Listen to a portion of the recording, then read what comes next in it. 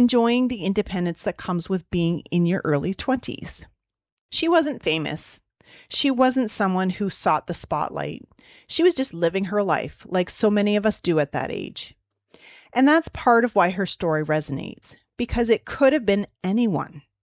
She could have been your friend, your classmate, your coworker. And that's why when we talk about what happened to her, we have to start here with who she was, with the life she was living, with the people who loved her. In the days leading up to January 27th, 1998, Renee's life was normal. She was going to classes, working her shifts at the video store, spending time with friends. There was nothing unusual, nothing that hinted at what was coming. And that's the thing about stories like this. They don't come with a warning sign. They don't announce themselves. They just happen, and suddenly everything is different. For Renee, January 27th started like any other day. She went to work at the video store. She probably expected it to be a quiet shift, maybe a few customers coming in to rent movies, maybe some time to catch up on schoolwork between customers. Just an ordinary day until it wasn't. And that's where we're going to pause for now, because the next part of this story is about what happened that day and how it changed everything. It's about the immediate aftermath, the investigation, and the decades-long search for answers. But before we go there, I want you to hold on to this picture of Renee, a 23-year-old music student working at a video store, living her life in Sudbury, because that's who she was, and that's who the story is really about. So picture this. It's January 27, 1998, a Tuesday. In Sudbury, that means snow on the ground, the kind of cold that makes your breath hang in the air, and people moving quickly from cars to buildings, heads down, shoulders hunched. It's the middle of wintertime, and everyone's just trying to get through the day. For Renee, it was a work day. She was scheduled for a shift at the video store on Paris Street.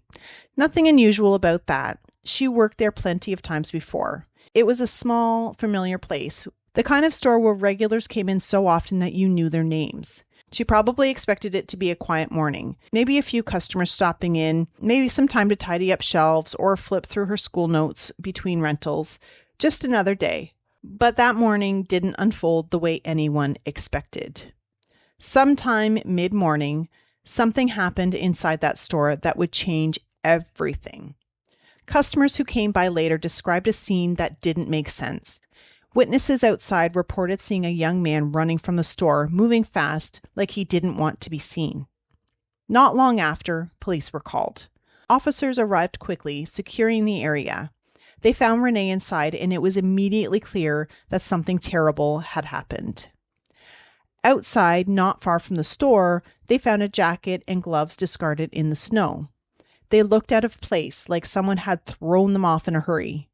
Investigators collected them, bagged them, and logged them as evidence. The news spread fast. By that afternoon, Sudbury was buzzing. Radio stations were reporting it. People were calling each other saying, "Did you hear what happened at the video store?" It wasn't just another story. It was shocking because it was Renee. She wasn't a stranger. She was a student, a daughter, a friend. People knew her face. They'd seen her at the store, at school, around town. And now, suddenly, she was gone. The police response was massive. Officers canvassed the area, knocking on doors, asking if anyone had seen anything. They interviewed people who had been driving by, people who had been in nearby businesses, anyone who might have noticed something unusual. They collected fingerprints, fibers, and other physical evidence from the store. They documented everything carefully, knowing that even the smallest detail